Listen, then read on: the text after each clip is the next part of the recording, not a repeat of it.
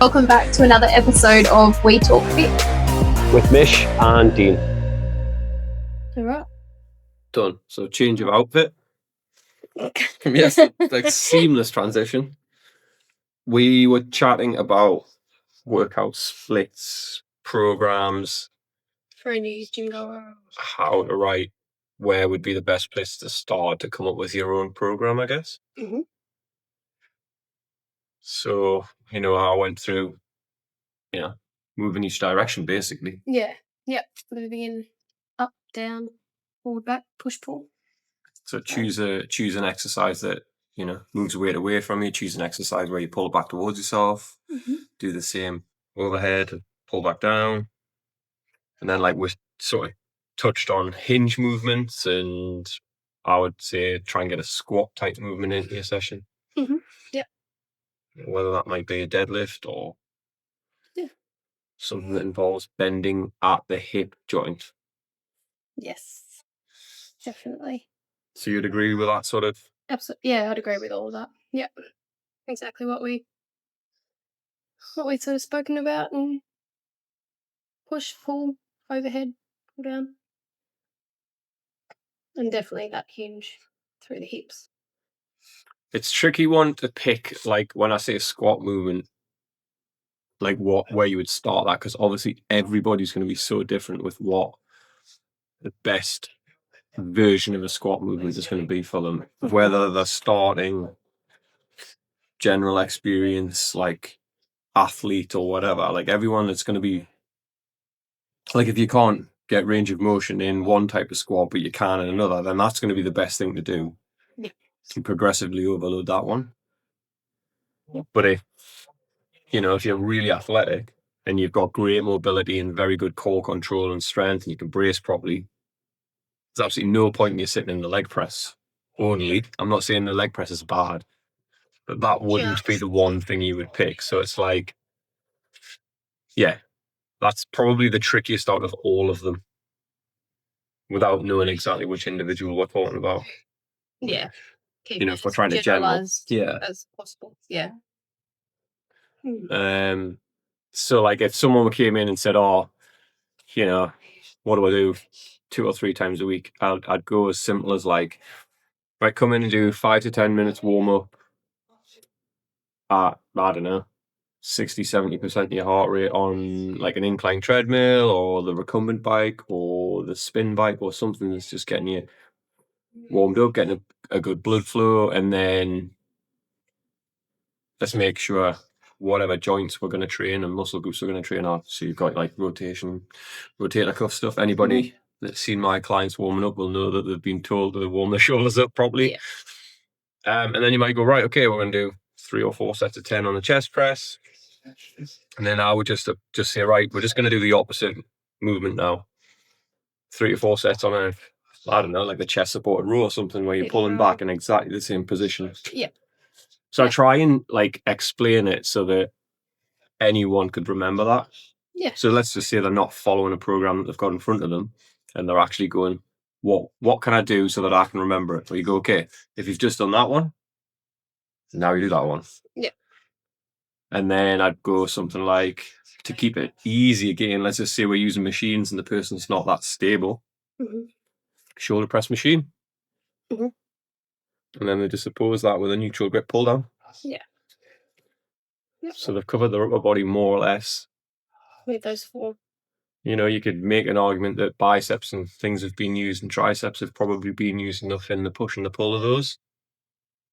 And then a leg movement. So, again, for the purposes of this individual, let's just say that they're not probably at the stage where they can squat yet. You might go, okay, you can do 3 or 4 sets of 10 to 12 reps on the leg press. Yeah. Trying to achieve as much range of motion without the back flexing too much. Yeah, back coming off the seat and everything else. Yep. Yeah, and then you'd almost say, right, once you can do that 2 or 3 times a week and get really comfortable with that, and you've overloaded the weights a little bit each time, the last couple of reps are challenging of every set. Mm-hmm. You progress it. So you might teach them how to goblet squat or something instead of the leg press. or you might get them to do like flat dumbbell bench press for their chest instead of a machine. So you're taking some of the stability away. Yeah. Learning to engage core and keep. Yeah. Learning to keep stable. And it could even be that you say to someone, "Well, you remember how you don't write your program down, but you can remember how to go like push, pull, push, pull." You're going to do that, but now you're using free weights for a whole session. So it's like dumbbells that way, it's a dumbbell row this way. And you could say to them, so let's just say it's Monday, Wednesday, Friday. You go, Monday, you're going to do the machine-based workout. Wednesday, you're going to do your free weight workout. Friday, you can choose. Keep it simple. Or mixed. And again, this is for a beginner. Yeah. But you'd get some, like, honestly, if you covered those bases 3 times a week, you'd get for a period, you'd get some really good results. Yeah. And then you could probably see by the end of that, let's just say you did that for like 8 to 12 weeks. You could probably start picking some extra exercises that challenge the weaker areas a bit more. You know, whether it's chatting to a trainer or a coach that might be able to advise you, or adding some extra exercises in. Yeah. Yeah. Making things a bit more difficult, perhaps. Yeah, sort of ask on how to progress them. Change them if you get bored on it for those 8 to 10 weeks too, or 8 to 12 weeks, depending on what you do. And there's lots of ways, like we have obviously chatted a fair few times about like progressive overload, but there's so many different ways of, it's not just the weight that's going to go up. So you can slow the exercise down, you can take away stability, you can add pauses, you can add half reps, less so with a beginner. Yeah. The half reps probably aren't warranted as much, but there's a million ways you can progressively overload. Without first upping the weight. Biggest issue is people get bored. Yeah. We have definitely chatted about that before. And then I would be inclined to keep it pretty simple for most general population. I really would. Unless boredom creeps in. I don't put anything crazy in my workouts for a lot of my Gen Pop clients. Like, make sure they can do all the basics first properly before putting anything crazy in there. I know, like you said, and I agreed with you, you put the compound moves in, you base your workouts around the compound moves. So, like, let's just say they've done the general stuff for a while and they've become really competent. Then you could go, okay, we're going to base one session around bench press in a big, powerful press movement. Then the next session, we're going to base it around a deadlift. And then the next one, we're going to base it around a squat. Yeah. So that gives you a few more options. And that's kind of where you want to progress, because I agree with you. I think that's where you're going to get the most bang for your buck. Out of those big compound, certainly for strength. Yeah. Yeah, it was quite, I was having a chat with someone today, actually, and he was quite surprised on how much he works doing a squat or a deadlift or even a bench, and how puffed he is compared to that, to like, say you jump in the leg press, for example, opposed to a squat. Yeah. He was like, man, I didn't realize how like the leg press was, all right. And then he goes, oh, you explained how you're using so much more muscles, you're using all your stabilizers and everything else a lot more in a squat. And I'm like, cooked after. Yeah. Cooked. But like, I can feel that I worked hard was his words. And it's sort of, like you say, best bang for your buck. There's a couple of things that get me on that. So I use the leg press in my sessions for specific reasons, but it never replaces a squat. Yeah. Unless it had to. Yeah. But nothing strokes a man's ego as much as loading a shit over the leg press. Bit like going. Like, it doesn't impress anybody. Go in the hip thrust. So. Oh, kind of, yeah. Yeah, I guess. But like, I see the leg press here. I've seen it in other gyms. Like, loading the crap out of a leg press is only impressive if it's part of a bigger picture. If that is your leg movement, it's not that impressive, because you should be looking at some form of squat. And there's a reason people don't do it. Because it's hard. I can sit in my armchair and move some weight with my legs. Mm-hmm. Yeah, so it nothing strokes a man's ego as much as loading the shit out of a leg press instead of doing what it should be. Yeah. So I'd be, keeping an eye on that one. If you find that you fall into the trap with that, then hold yourself accountable and teach yourself to do a type of squat. There's variations, there's stances, there's different ways of loading it, there's elevating your feet and heels, and safety bar squat and stuff if you got. There's loads of options. Find a squat that works for you. And it might be a box squat, it might be a 90%, not to 90 degrees, it might not be below. Mm-hmm. That's fine. Work on that and then look to increase the range over time. Yeah. So that one gets me a bit. Couldn't tell. Luna. Not like me to have a whinge. What was the other bit? So I wanted to kind of work towards... Bit of split, stiff and split. Yeah, like where you would start. So for instance, with yourself most of the time, depending on where you're at, where you're programming, and mine, like we would train 4 or 5 days a week, but would still be basing things with those big moves in there most of the time. Yeah. So I was chatting to you a little bit about like when I'm in full swing of my training, there's no problems or injuries, time constraints, I would always tend to bookend my week with leg sessions. You just cracked your head. Yeah. You dope. Okay. I would always bookend my week with leg sessions. Yeah. For a few reasons. One is leg sessions are going to generally be the hardest sessions you do, so you need enough time between them to recover. Secondly, I like the mental side of it, that if you start your week of training with something really difficult, you set the tone. So that's why I do that. So I do my squat session. At the moment, I do my squat session. Well, it's changed a little bit in the last week, but previously, squat session at the start of the week, which is heavy work, hard work, and I've set the tone. Yeah.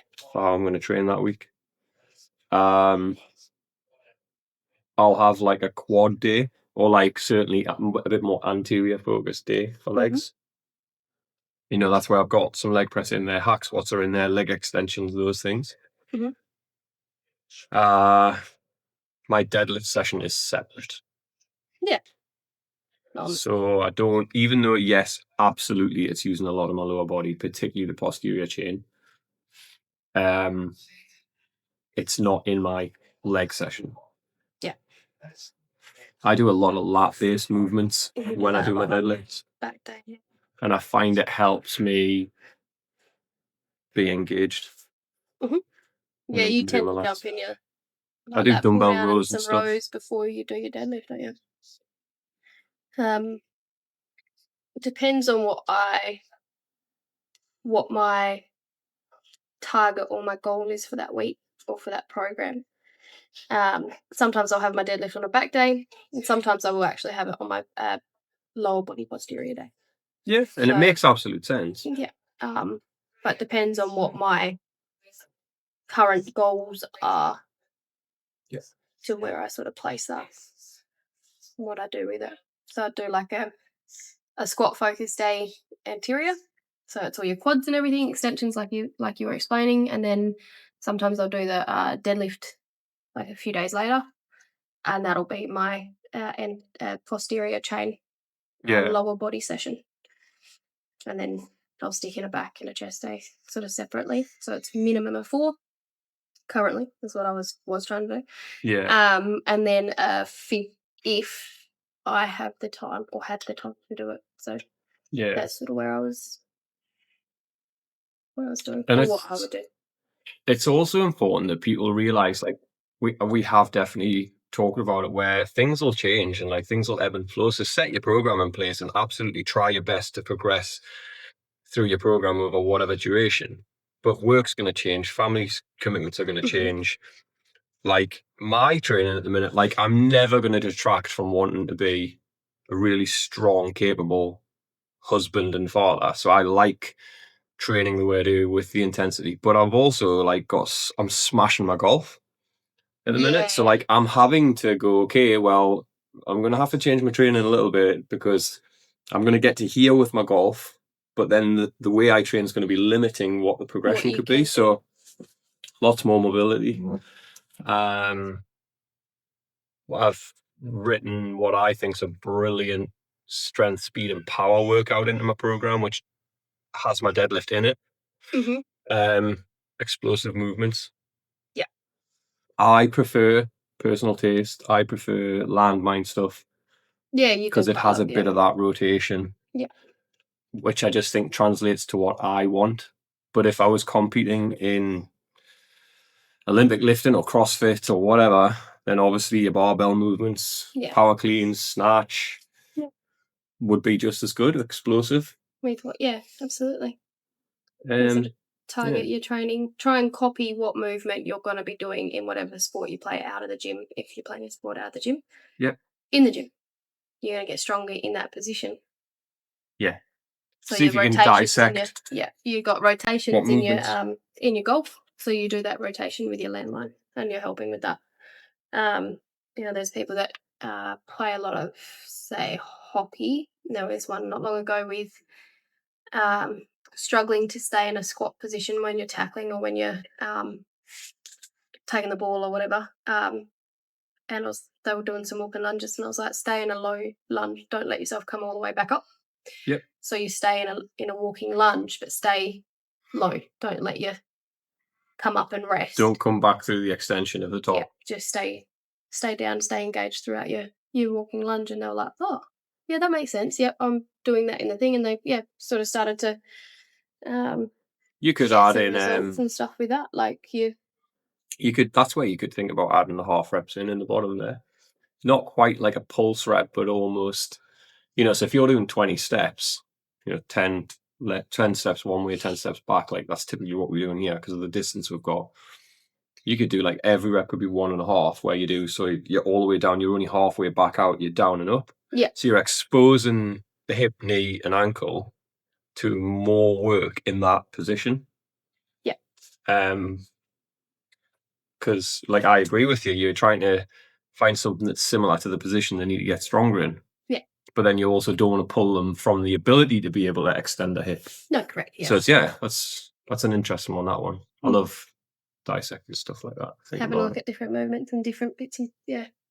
The going back to like the golf side of stuff, the core movements is quite an interesting one. Getting down through like external obliques, even in like psoas and stuff like that. Trying to work those areas rather than just those sort of just your abs. Yeah. Abs. How you been feeling with those? It's interesting. Like I've always had decent rotational strength, in relatively good core control. But I have noticed since I've been holding myself a lot more accountable with my deadlifts after tweaking my glute, my SI joint, like my bracing. When I brace, like, how do I say it? If I'm very accountable with it, the deadlifts feel like absolutely fine. Yeah. Like absolutely fine. And this, which is no shit, Sherlock. Yeah. But the second you get lazy, fatigued or like too fatigued, and a bit lazy, then you start to feel those niggles. Yeah. And what would you do if you were writing? So let's say you're doing that, and you've got a session that's built around bench press. What would you typically, like? Let's say it's for someone of our ability, and you wanted to do bench press. What else would you do on that day? Depends a little bit on their goal too. Where they want to build, where they want to get strong. Could be decline, incline, flies, whether cable or dumbbell. And then typically a little bit of shoulder as well in there. Yep. Mostly. But I have actually been incorporating sometimes, depending on who it is and the ability and stuff like that. Good old push-ups. Oh, there's a reason. Again, there's a reason nobody does push-ups because they're bloody hard. Mhm. And yeah, like a lot of people can go and blast out 20 push-ups. Lots of people can't, by the way, but there's lots of people can go and blast 20 push-ups out, but get them to do something first, pre-fatigue the muscles. Yeah. And then get them to do it, and they'll be... Yeah, and depending on the ability, sometimes I'll have like I will never superset it with if they're doing a bench press, No. but sometimes I'll stick a say it's an incline or Yep. just a slight incline, and then not it's not like their PB weight or anything like that, so that they're going to failure in that incline. So like like a couple of kilos lighter than what they can do, and then I stick them down and get them to do punch outs and some push ups to superset that. Yeah. So they've already sort of engaged and getting all that work happening, and then it's just an extra little bit. And it also, I found with quite a few people, it actually helps with their scapular shoulder blade mobility as well, because they're actually able to The protraction and retraction of shoulder blades, yeah. come down and around, and A it good helps one, that with a few other things. Yeah. a good one for that whole side of superset stuff. Again, it depends what you're after, what you're chasing, but I know I've had people do like chest flies, for instance. So they wouldn't do them first. Obviously, they would have done something that would have warmed up all of those areas. Because a fly done properly, not a heap of shit flies that are overloaded and you're doing this. But a proper fly is going to stretch the pec, major and minor. Yeah. And that's essentially how you're going to build a bigger chest, right? Because you need to stretch the tissue and put micro tears in it. So a good fly, I'm not going to hit you in the back of the head, I promise. I'm like, a good fly or something with good technique to like really get that stretch position and have to contract from the stretch position into here, then you could superset that with push-ups. Yeah. Even if the tricep push-ups where they're narrow, because you stretch the tissue, and then the push-ups, let's say you do 15 to 20, just a failure or whatever, that's going to pump a load of blood in there. Yeah. Yeah, so that's a really good superset, actually, depending on the person. Yeah.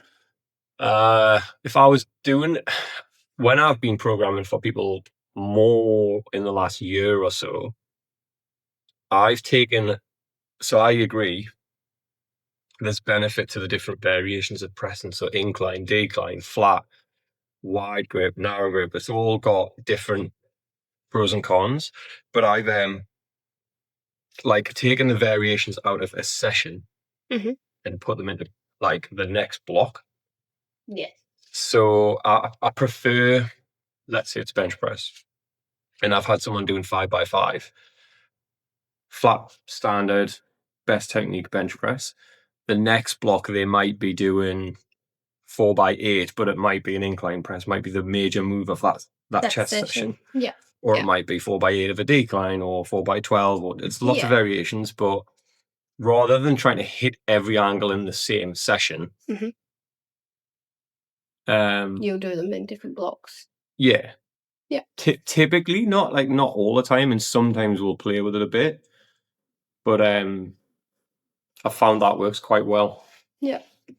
Depends what your goals are, I guess. Like if you're a bodybuilder Goals and clients, and you're only trying to hit 2 or 3 muscle groups at a time to really trash them to grow tissue, then you could make a big argument for, a decline, an incline, and a really good fly.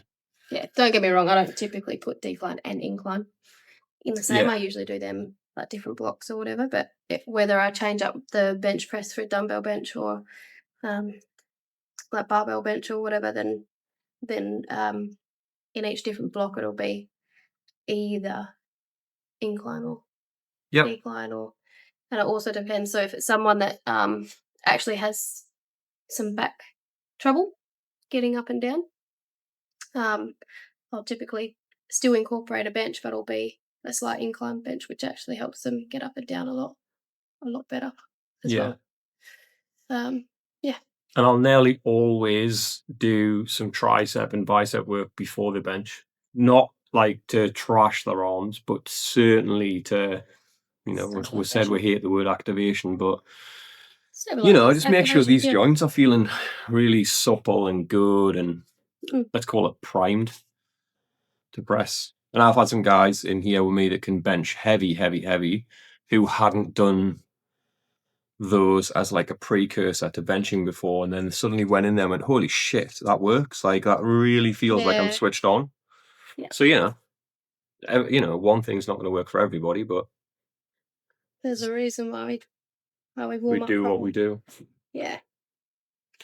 So it's like, I guess it's like looking at, because we're trying to, I know we're talking about a bit more of an advanced split in session now, but we're still trying to translate it so that people, if they were coming up with their own workout, Yeah. could start thinking for themselves. When we're talking about different angles of bench, it's almost like saying, if you were going to do a squat session, you wouldn't probably come in and do like front squats, safety bar squats, barbell back squats. You wouldn't do all of them in the same day because it changes where the weight is. Mm-hmm. You could do a couple of them by all means, but that's kind of what we're getting Generally at. wouldn't. Yeah. Yeah. Agree. You could potentially, it wouldn't do you any harm. You could potentially, it's not how typically I write programs, but you could do week alternates. Yeah. So if you back squat one week, you could front squat the next week, and you'd probably get some good results from that. Yeah. Yeah. I typically don't program like that either. But yes, you're right. And then it keeps it sort of a bit more interesting for some people that may get bored with the same program sort of for 8 weeks. They can sort of alternate that and stay a little bit more interested and motivated into doing it because it's slightly different. Like it's worth saying as well, like when we're to go back a little bit, when we talked about, your basic warm up, get into things and then get going with your weighted stuff. You could add little bits and pieces of conditioning work in there as well, because we don't want to neglect. I mean, we very rarely talk too much about cardio because we both hate it, but it is a necessary evil. Yeah. And if your cardio is better, your moves are better. Your big strength work moves are going to be better because your recovery in between sets is going to be better because your cardiovascular fitness is better.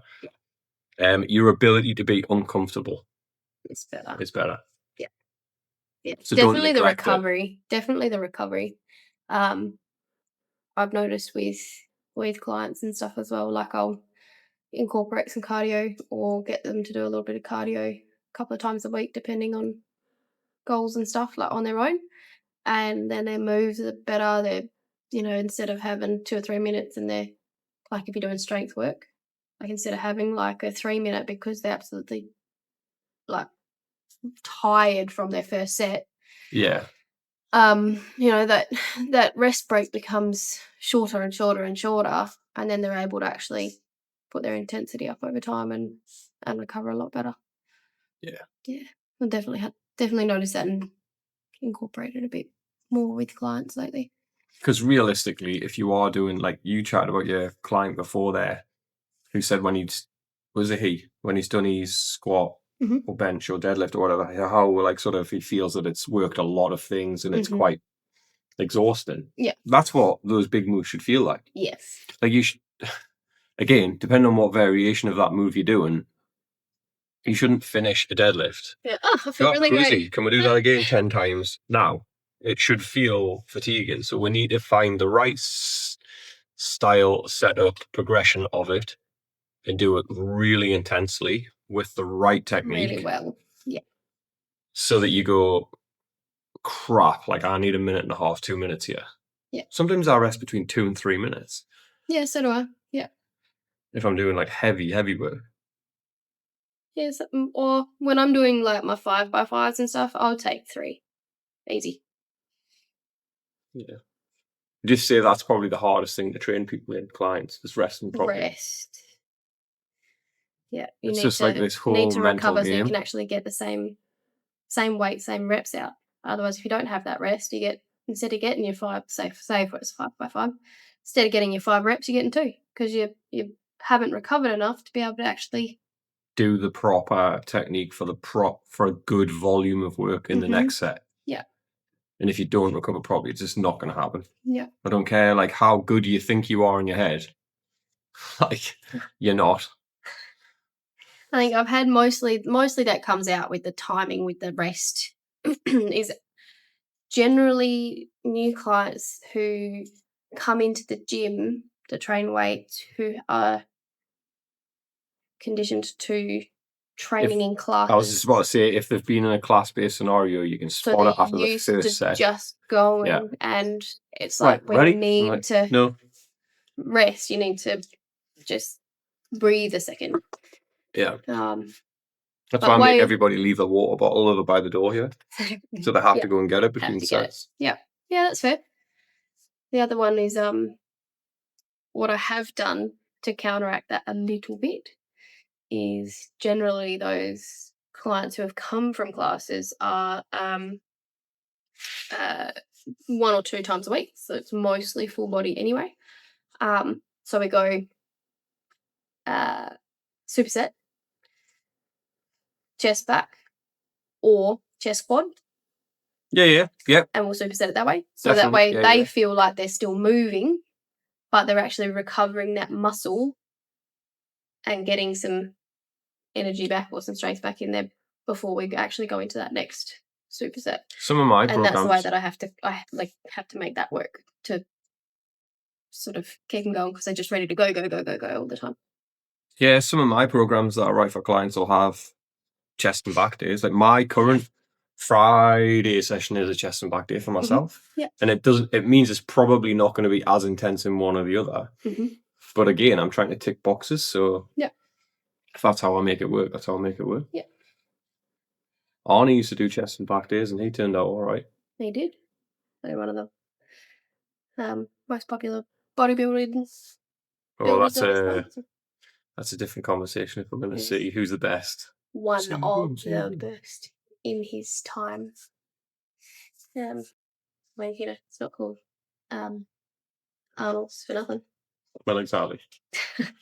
So was there, I'm trying to think, was there anything else we wanted to try and cover with splits? What you should definitely try and get into sessions, what you should, we've covered don't neglect cardio and conditioning. Try and hit all your big muscle groups. Use whatever move you can. It doesn't have to be that complicated. Nah, not at all. People worry about the complicated instead of just doing the simple stuff really well, because you'll get do the way basics more first. Basics best from that. Yeah. When you see all the like bodybuilders who do work, who are nice and strong and big and grown their muscle, and they look, or females or whatever, and they look toned. They've learned how to do the basics properly. Yes, I know you hate that word, but that's what people know it as. So, Yeah. so most women, for example, will come in. I want to look toned. It's like, all right, well, this person looks that way because they've done the basics really well for a long time.